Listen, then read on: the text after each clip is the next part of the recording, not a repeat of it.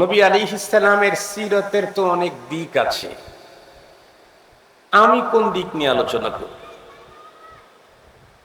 ট্রপিক্স একটা হলেও তো একটা, বঙ্গোপসাগর একটা, কিন্তু কয় হাজার কোটি পুকুরের সমান হবে? বুঝেন নাই আমার কথা? বঙ্গোপসাগর তো একটা, কিন্তু এটা কয় হাজার কোটি পুকুর সমান হবে? এটা মানুষ হিসাব করে বুঝাইতে পারবে না, দেখাইতে পারবে না। সিরাতুন নবী ট্রপিক্স একটা, কিন্তু এর ভিতরে যে কত দিক আছে এটা আমি আমার ভাষায় ব্যক্ত করতে পারবো না। তবে সহজভাবে যদি বলতে চাই, আমার জীবন যতক্ষণ, মহানবীজির সিরত ততক্ষণ। আমার জীবনের এমন কোনো অপশন ফাংশন দিক নাই যেখানে আমার মহানবী সাল্লাল্লাহু আলাইহি ওয়াসাল্লামের সিরত নাই। আর কোরআনে কারীম স্পষ্ট ঘোষণা করে দিয়েছে, আমার নবী মুহাম্মদুর রাসূলুল্লাহ সাল্লাল্লাহু আলাইহি ওয়াসাল্লাম আমার উত্তম আদর্শ।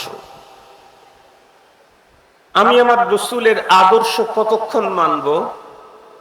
যতক্ষণ আমি পৃথিবীতে বেঁচে আছি ততক্ষণ। শুধু দিনে না, শুধু রাত্রে না, শুধু পথ চলতে না, শুধু কথা বলতে না, শুধু লিখতে না, শুধু শুনতে না। আমি বলতে আমার জীবনে যা আছে সব জায়গাতেই, সব ক্ষেত্রেই আমার রাসূল সাল্লাল্লাহু আলাইহি ওয়াসাল্লামের উত্তম আদর্শ আছে।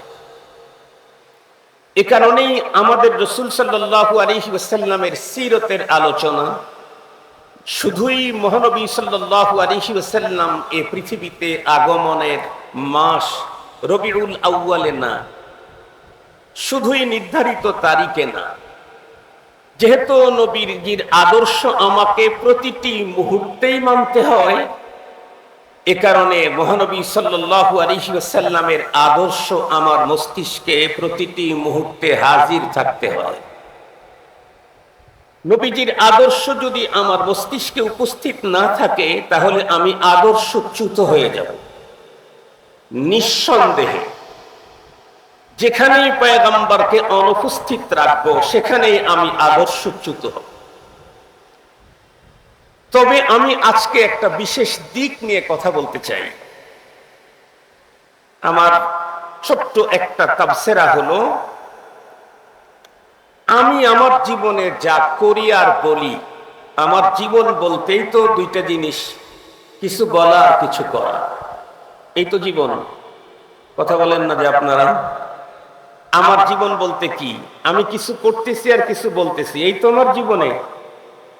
এই কিছু করা এবং কিছু বলা, এই দুইটা জায়গাতে বিশেষ করে মহানবী সাল্লাল্লাহু আলাইহি ওয়াসাল্লামের আদর্শ যদি আমার ভিতরে আনতে পারি, তাহলে আমি পৃথিবীর একজন শ্রেষ্ঠ আদর্শবান মানুষ হতে পারব। আর এই বিষয়ে সর্বপ্রথম আগায়া থাকতে হবে আমরা যারা উলামা এবং তোলাবা। কারণ মহানবী সাল্লাল্লাহু আলাইহি ওয়াসাল্লামের ম্যাক্সিমাম আদর্শের দিক থেকে অন্যদের তুলনায় আমরা একটু হলেও আগানো, একটু হলেও আগানো। ওই যে একবার মনে হয় কি এক জুসের বোতলের উপরে দেখলাম লেখা ছিল ফ্রুটিকা, একটু বেশি পিওর।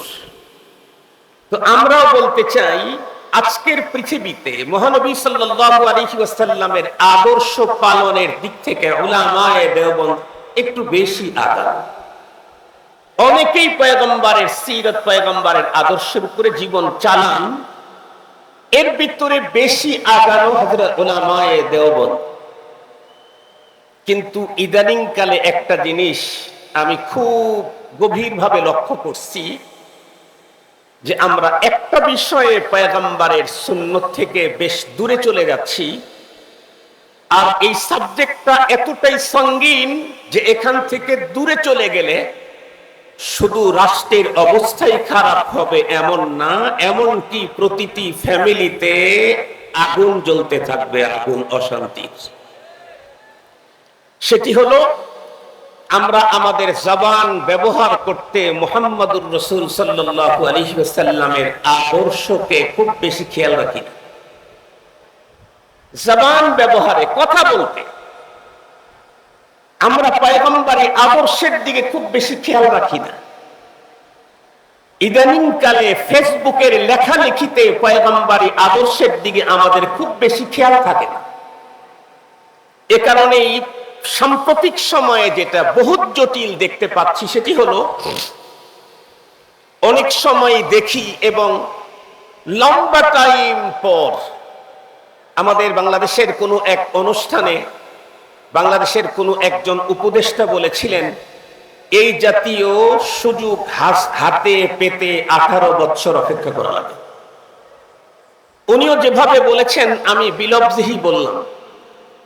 এই সুযোগের সময় আমার দেশের শতকরা 75 থেকে 80% মুসলমানেরা অপেক্ষায় ছিল, না জানি এই সুযোগে উলামায়ে কেরাম ইসলামের সবগুলা এক হয়ে যায়।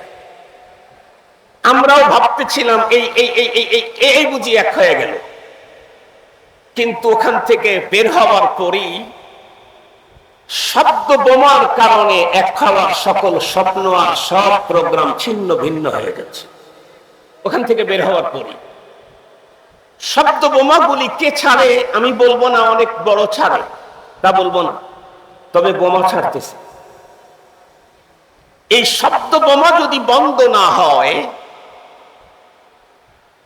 কথা বলতে যদি পয়গম্বরী আদর্শকে আমরা গ্রহণ করতে না পারি, যেমন রাজনৈতিক দলগুলোর ভিতরে দূরত্ব বাড়তেছে, আমার ঘরের ভিতরেও কোনোদিন দূরত্ব কমার কোনো সুযোগ নাই।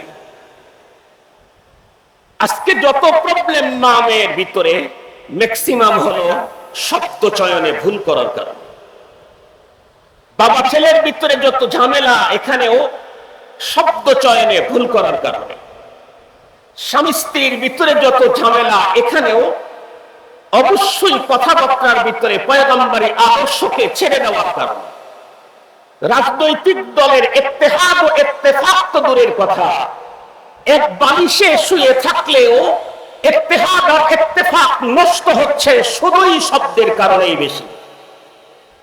গভীরভাবে একটু থিসিস করেন, ভাইবেন কথাগুলা সহি না গলত। অথচ এই পৃথিবীতে আল্লাহ পাক আমাদেরকে যে নবী দিয়েছেন, ওনার চাইতে উন্নত শব্দ চয়নকারী নবী পৃথিবীতে আর একটা আসেন না। ওনার চাইতে মিষ্টি ভাষার সুন্দর কথা উপস্থাপনকারী নবী পৃথিবীতে আর একটা আসেন নাই। সমস্ত নবীগণকে এক একটা মুআজিজা দেওয়া হয়েছে, আর আমার পয়গম্বরকে দেওয়া হয়েছে ভাষার মুআজিজা। আমার পয়গম্বরকে দেওয়া হয়েছে ভাষার মুআজিজা।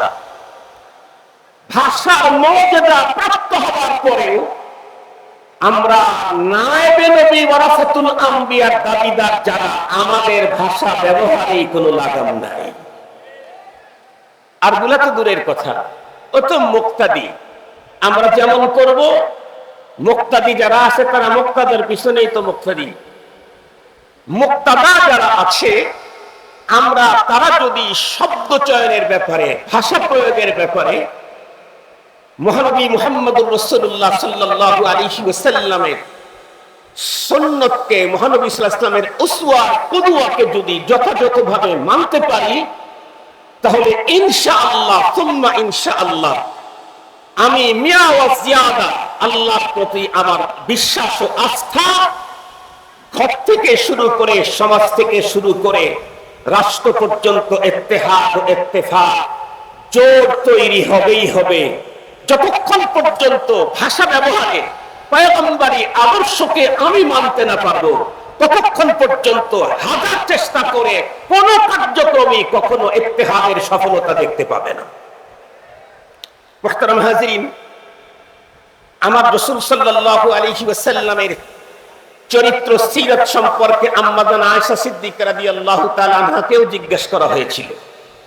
আমরা সকলেই জানি, আমি শুধু স্মরণ করায় দিচ্ছি, ওয়াদাক্কির ফাইন্নাদ যিকরা তানফাউল মুমিনিন হিসাবে জানার স্মরণ করায় দিচ্ছি। আপনারা বলেন, এই পৃথিবীতে কোনো একজন মানুষের তার চরিত্র সম্পর্কে দুনিয়াতে ভালো জানবে কে? নিঃসন্দেহে তার স্ত্রী।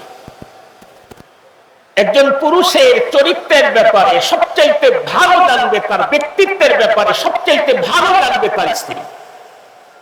স্ত্রীর চাইতে কোন পুরুষের ব্যক্তিত্বের ব্যাপারে নিট একদম ফ্রেশ কোন রিপোর্ট এই পৃথিবীর অন্য কোন মানুষ পেশ করতে পারে না।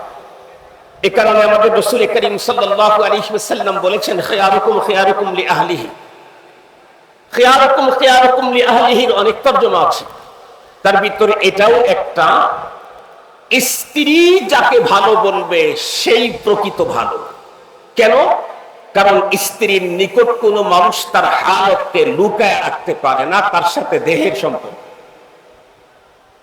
মুহতারাম হাজিরিন, তো আম্মা জান আয়েশা সিদ্দিকা রাদিয়াল্লাহু তাআলা আনহাকেই জিজ্ঞেস করা হয়েছে যে আল্লাহ পাকের রাসূল সাল্লাল্লাহু আলাইহি ওয়াসাল্লামের সিরত কেমন ছিল। তো আম্মা জান আয়েশা সিদ্দিকা রাদিয়াল্লাহু তাআলা আনহা আমার পয়গম্বরের সিরত সম্পর্কে কথিত হাদিসের ভিতরে 4টা কথা বর্ণনা করেছেন। 1 নাম্বার, লাম ইয়াকুনিন নবী সাল্লাল্লাহু আলাইহি ওয়াসাল্লাম ফাহিশা ওয়ালা মুতাফাহিশা ওয়ালা সাখাবান ফিল আসওয়াক ওয়ালা ইয়াজজি বিসাইয়্যাতি সাইয়্যা ওয়ালাকিন ইয়াফু ওয়া ইয়াসফাহ। আজকের এই সিরাতুন নবী মহাসম্মেলনে মহানবী সাল্লাল্লাহু আলাইহি ওয়াসাল্লামের সব সিরতের উপরে আলোচনা হবে বিভিন্ন দিক নিয়ে। আমি শুধু এখান থেকে 2-3টা কথা বলতে চাই।